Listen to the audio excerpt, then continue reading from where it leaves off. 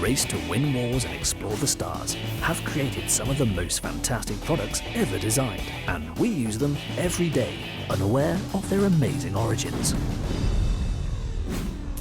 On Wicked Inventions.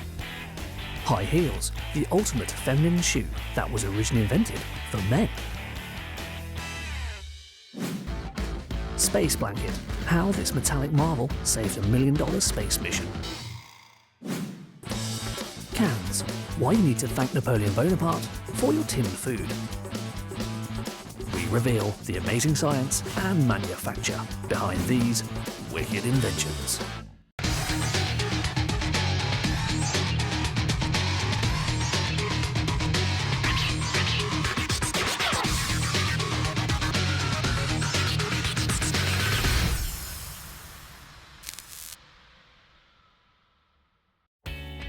High heels are a symbol of elegance, style and femininity. They're the ultimate accessory to any stylish outfit. Did you know though, that their history could not be further from the catwalks and dinner parties of today, and that they were actually once a tool of war? High heels were initially made for men in around the 16th century. History tells us that they were made in Persia for military men in the Persian army who needed high heels when they were riding horses to keep their feet steady in the stirrups when they were standing up to fire bow and arrows. When messengers and diplomats of Persia and the Ottoman Empire began journeying to Europe, their distinctive footwear soon became a talking point. Wealthy aristocrats saw the Persian diplomats wearing these high heels and really liked them and thought they sort of made them look virile and masculine. As well as this, despite the difficulties in walking in high heels, these new shoes also provided something of a practical use. The streets of 16th century Europe were not a pretty sight. Dirt and human waste littered roads and pavements, and high heels were a perfect way to literally rise above this filth. The obvious added height that high heels gave to the wearer were also a big attraction. Back in 16th century England, King Henry VIII was recognised for his towering stature and stood at over 6 foot tall. Men wanting to mimic this powerful image in order to affirm their status in society adopted high heels.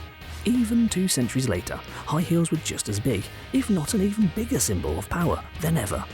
Louis XIV was often seen wearing lavish high-heeled shoes in a bid to compensate for his lack of natural height. He specifically wore high-heeled shoes with red soles and allowed his closest allies to do so. But what about women wearing high heels?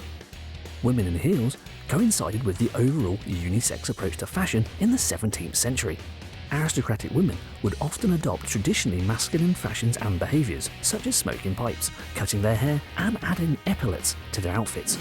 Wearing high heels became an extension of this trend. However, as the Age of Enlightenment gained full traction, where scholars and philosophers would encourage intellectual reasoning and an emphasis on education over traditional aristocratic privilege, men's fashion became more practical and the elaborate heels began to shrink. It wasn't until the late 19th century that high heels were in vogue again. The invention of photography began to transform fashion and the female self-image. Photographers soon realised that high heels complemented and accentuated the female figure. Through the following decades into the 20th century, heels would come and go. Some incarnations would even briefly find their way back into men's fashion, such as cowboy boots and the Beatle boot made famous by the Beatles. But it was in women's fashion that they would find their home.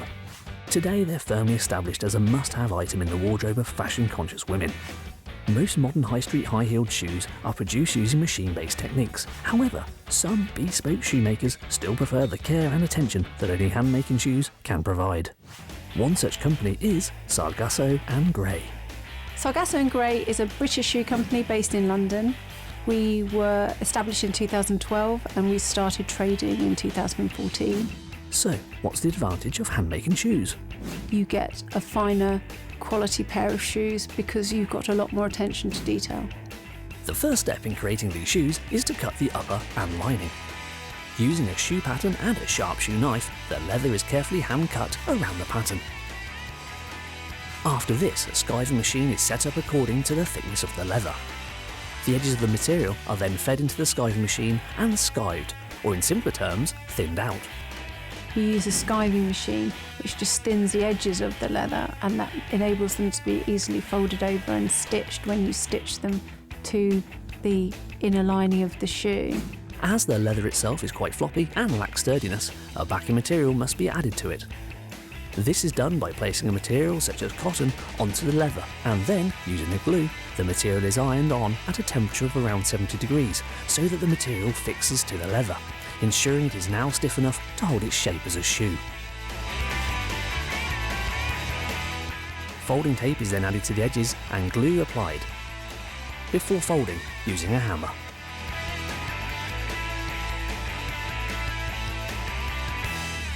Using a sewing machine, the top line or outer part of the shoe is stitched to the inner lining, otherwise known as the trim.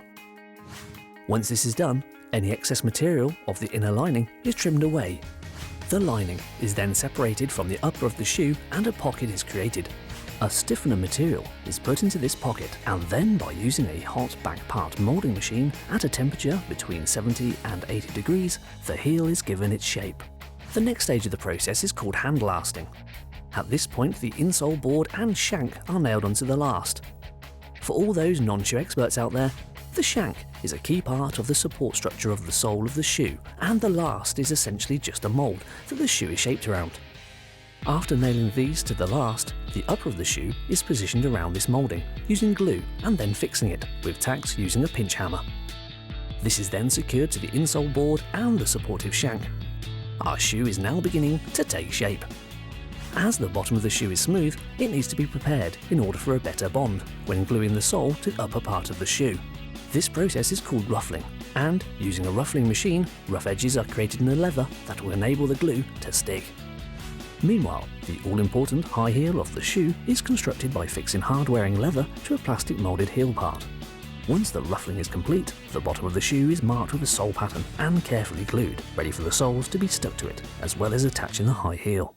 To ensure a good, durable shoe, once the sole has been stuck by hand, the shoe is then put under a hydraulic shoe press for 5 minutes and then left overnight for the glue to properly dry and set.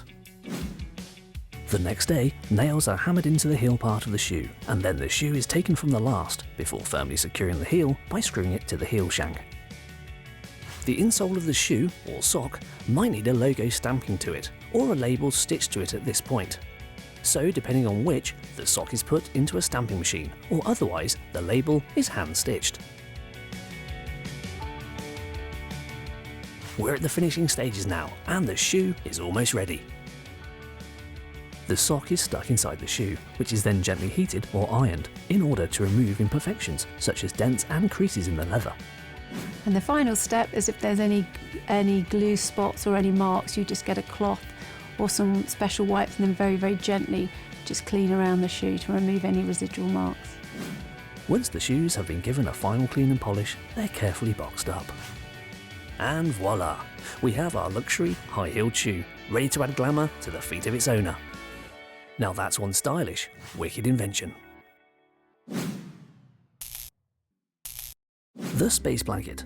These shiny sheets have today become a familiar sight as they are worn by exhausted runners finishing marathons. But these metal marvels have actually been an essential tool for NASA since the 1960s. It is commonly believed that space is a cold, dark void, but that is not really the whole story. As space is a vacuum, it doesn't actually have a temperature itself. But objects placed in it can be cold or hot, depending on their distance and exposure to the sun. There are 3 main ways of transferring heat down here on Earth. Conduction, direct contact from one object to another. Think of a teaspoon warming up when it is left in a cup of hot coffee. Convection, the transfer of heat through air, as you would find with a radiator warming a room. And radiation, where light and heat energy are emitted from a source, a light bulb for example. In space, radiation is the main way heat can be transferred from one object to another, and the sun is the biggest heat source in our solar system. This leads to massive temperature swings for material, depending if it is facing or hidden, and its distance from the sun. For example, a piece of metal in constant exposure to the sun can heat up to 260 degrees Celsius, yet cool to -100 degrees Celsius if in the shade. The space blanket was one method NASA used to combat these extremes. Space blankets date back to the late 50s, early 60s, when NASA was dealing with the problem that a spacecraft in space is either in very bright sunlight or in the dark. And so the electronics inside, for example, or the people, could get very, very hot. And they solved this problem by finding a way of depositing gold or silver on a very, very thin plastic blanket. In space, a space blanket works by radiating the incoming solar radiation back out again because of the reflecting gold or silver surfaces. And many people will have seen this covering the bottom half of the Apollo lunar module and giving it its famous gold foil appearance. The material is made up of vaporized metal, most commonly aluminium, that is deposited onto a plastic substrate layer. This means the blanket is very light, flexible, strong, and has excellent reflective properties, which reflect infrared rays that can cause heating. The blanket's importance to NASA was most memorably demonstrated in 1973, when its use saved the Skylab missions. On launch, one of the main solar panel arrays and a micrometeorite shield that was to protect the space station were damaged. The result was that Skylab only ever had one panel deployed, when it was supposed to have two. And without the meteorite shield, it had little thermal protection that resulted in dangerously high temperatures of 130 degrees Fahrenheit being generated on board. NASA's solution was to turn to their trusty space blanket and come up with an ingenious improvised solution that saw the first crew members on board the space station deploy a parasol made up of the shiny material to keep the temperatures on board in the livable range of about 70 degrees Fahrenheit. Millions of dollars worth of equipment and years of research had all been saved by the shiny metal sheets. Since the late 1970s, the material's reflective properties have seen it being used on Earth. It was found that participants in hugely popular marathons were particularly at risk from hypothermia, as it could take some time after finishing before they could get back to their belongings and put on some warm clothes. If the race was ran on a cool day, their core temperatures could plummet dangerously and lead to illness. The New York Marathon was one of the first events to implement the potentially life-saving space blanket technology. The body can lose heat by a couple of different methods in this circumstance. One is through convection, where heat radiates off the body, and also evaporation, where your sweat helps to cool the body down by evaporating off the surface. Using a space blanket with a foil, almost like a foil surface to it, helps to reflect the heat back in. And this is done by a number of ways. One is to reduce the heat loss. This will reduce the amount of warm air coming off your body, and also from the wind taking some of this warm air away. You would be using it almost like an inside-out basis, where you're trying to retain the heat next to the body so that the loss isn't so great. So in reality, the space blanket's the perfect solution because it's durable and flexible, very lightweight, and now ambulances will carry them all folded up, easy to use and store for use in emergency situations. NASA's space blanket technology has led to it being incorporated into a number of products, from the lightweight sheet carried by mountain walkers for survival situations, to sleeping bags lined with the reflective material to help improve the bag's thermal qualities, and on to house insulation and medical uses. The space blanket is truly a wicked invention. We've seen how the reflective properties of a space blanket can help keep an object cool by repelling the sun's rays, but can we do the opposite? Can we warm something up?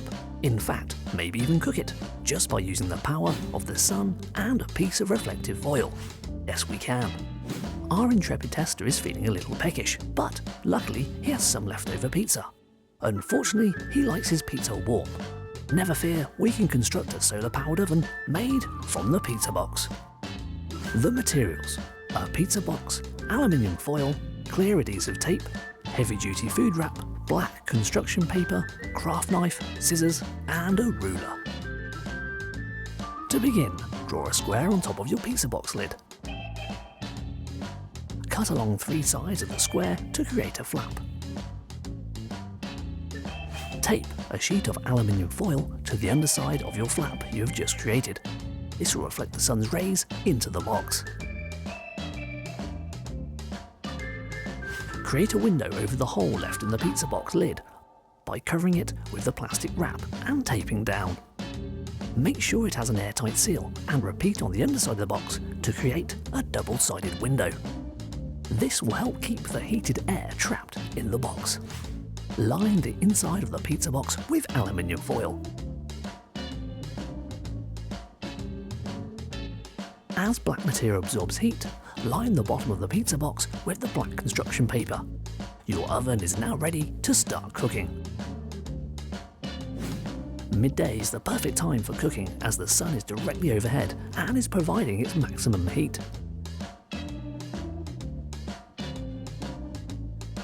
Our tester places his perfect piece of pizza in the box and securely shuts the lid, making sure no air can escape. Our tester angles the foil flap to direct the sun rays into the box, where it heats the trapped air inside. The longer the time, the more the air will heat until the pizza starts cooking. It may be the definition of slow cooking, but 45 minutes later, the pizza is piping hot and ready to eat. Yummy steaming pizza, and just cooked by the power of the sun and our reflective foil.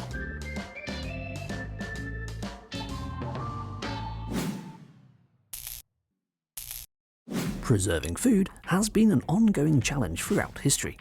The struggle to make seasonal produce available during the whole year and in a transportable form has led to many culinary innovations over the centuries, including pickling, salting, drying, and even jellying. These techniques may have improved the shelf life of food and allowed provisions to be kept on board ships for months at a time, but there has always been a downside: taste. If you're away on a ship for months on months on end, eating nothing but pickled pork and salt cod, you're going to have a very sodium-rich, relatively bland diet, so you'd get fed up quite quickly. Yet again, it was military necessity that would lead to an invention that would become part of our everyday lives. A simple metal container that revolutionised the food industry: the tin can. It was the French military innovator Napoleon Bonaparte who wanted to end the logistical nightmare of supplying fresh food to thousands of men on campaign that led to the invention of the humble can. Napoleon Bonaparte was obsessed with being able to provide his troops with the right foods as they marched and conquered their way across Europe.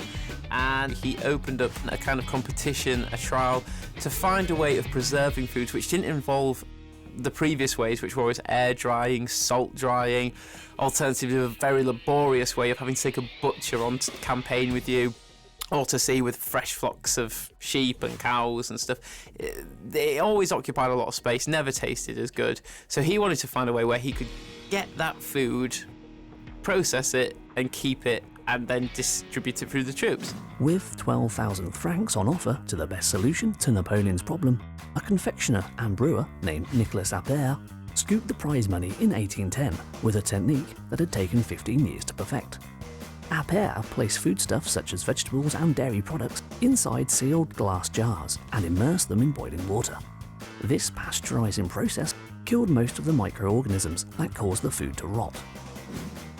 The result was food that would last just as long as some of the traditional preserving methods, but taste a great deal better. Indeed, Appert's method was so successful and so simple that it was soon copied and improved upon. By 1813, British businessmen Brian Donking and John Hall were supplying the British Army with food preserved using Appert's technique, but now they were using tin cans instead of glass jars. The great thing about cans is they're lightweight, they're easy to produce, although at the time it wasn't, and they can be heated up to high temperatures, unlike the glass jars. The British completely embraced it. Food for the first time could be freshly produced and sent around the world without fear of spoiling or damage, but even other things, medical supplies, drinks. It really opened up a whole new chapter and closed that door to some degree on the previous techniques of salting, preserving, dry curing, brining and pickling. The popularity of canned foods only increased as the British Empire grew around the globe.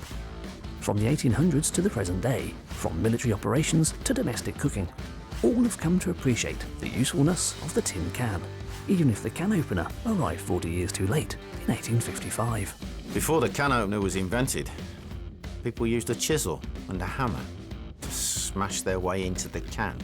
You had to be very careful because it left razor-sharp, jagged edges, and of course, you could ruin the food inside. Then we went through that period where you'd get a key with the can and it would almost take a strip of the metal out and move it around. The problem is if you lost the key, you had no way of getting the food out. So the invention of a can opener was really quite a benefit to the world. The tin can, truly a wicked invention. William Say have been manufacturing cans from their factory in London since 1930. Today, their production lines produce millions of cans every year for some of the world's biggest brands. Production starts with 2 different cuts of sheet metal, one that has been pre-printed with a label which is used to make the body, and another sheet that is pre-cut to make the circular lids and bases of the cans. For the circular parts, a large stack of sheet metal is taken to the press line, where there are 2 different types of machine. One is a manual press, and the other is an automated press. At the manual press machine, a worker feeds strips of metal into the press and uses a foot pedal to initiate the machine. This cuts out a circular component, which can either be the lid or the base of the can, depending on what is required. This component falls down a chute and up onto a magnetic belt. This belt then takes the components to a seamer and applies a safety curl, which bends the metal back, removing any sharp edges. The reason you use tin as the tin can is that it's much better than steel. Steel in the presence of water or in the presence of bacteria starts to rust, corrode and gets destroyed. And steel particularly will flake, exposing new steel, and so it will just continually degrade the can very fast and it will just become useless. Tin, on the other hand, stops bacteria from forming. It also acts as a coat that doesn't break down if it is slightly reacted, and so it provides a nice sealed system that doesn't destroy itself with the contact of the food inside it. At the automatic press machine, it is essentially doing the same job as a manual press, but is able to feed itself, make the cuts into the metal, release the component, and dispose of the excess. This machine can operate at a much quicker rate. It also has interchangeable tools that can be changed depending on the product that is required. For the body of the can, the pre-printed sheets of metal are put through a guillotine machine. For safety reasons, this machine loads itself and is able to cut and separate the sheet of metal into strips. The fresh strips are taken to the production line, where they are fed into the body former. One by one, these strips are fed to the former and bent around a mandrel by forming wings. The sides are crimped and given a perfect seal by a large hammer which rises from underneath the mandrel and completes the forming of the can's body. The can is then picked up by magnetic belts, which takes them to a seaming machine. Modern day cans are not made out of purely tin. This is because of cost. What we now make them out of is steel coated with tin, because the tin provides the antibacterial properties, whereas the steel provides the structural properties. And both processes of coating with tin and producing steel are well known and well understood, and very easy to continue with the manufacturing processes while keeping food cheap. Here, a flange, which is a type of rim, is attached to the top of the can. The base is also fitted and seamed into place, completing the can's production. The cans are gathered onto pallets and taken to be boxed, along with the lids, which will not be fitted until each can has been filled with its various different types of products. The tin can, truly a wicked invention. So there you have it, a dash through the hidden history, super science and amazing manufacture of products that you use every day, but have never realised their amazing background. High heels, space blanket and cans, all wicked inventions.